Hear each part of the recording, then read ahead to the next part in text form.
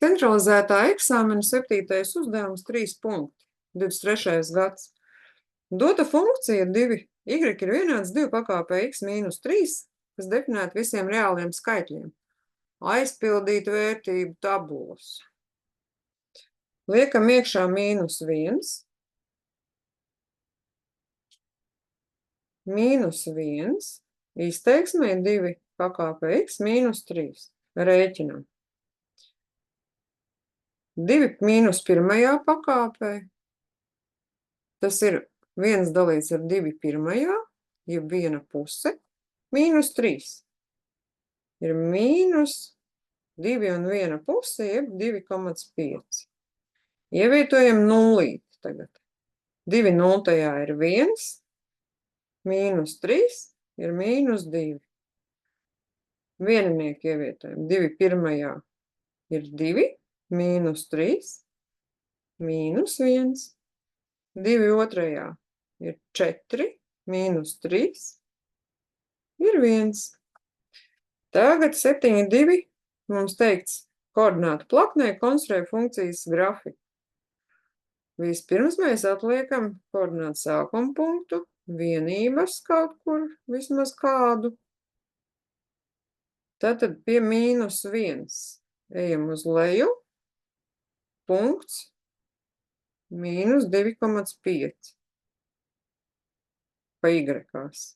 0, mīnus 2, pie 1, mīnus 1, pie 2, 1. Tikai mums te jāiztēlojas tāda neredzama līnija. Y ir mīnus 3, uz to taisni tieksies, bet nekad nekrustos. Tagad es zīmēšu taisni. Cauri punktiem. Nevis taisni, bet līniju, liektu līniju zīmēšu. Un kaut kur tur uz augšu aizies. Mēs esam uzzīmējuši grafiku. Cerams ar mazāk trīcošu roku. Y ir 2 pakāpē x mīnus 3. Tagad 7,3 uzdevums mums saka, funkcijas 0 ir. Īstenībā funkcijas 0 ir tādas x vērtības, pie kurām funkcija ir vienāda ar 0.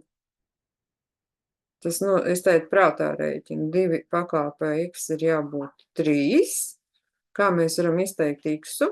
X-u mēs varam ar logaritmu definīciju. Mēs varam uzrakstīt logaritmu pie bāzes 2 no 3, kurš mums teiks, kādā pakāpē x ir jākāpina divnieks, lai iegūtu vienādu ar 3. Bet mums jau neprasa konkrēti skaitli, mums tāda izteiksme šeit ir piedāvāta.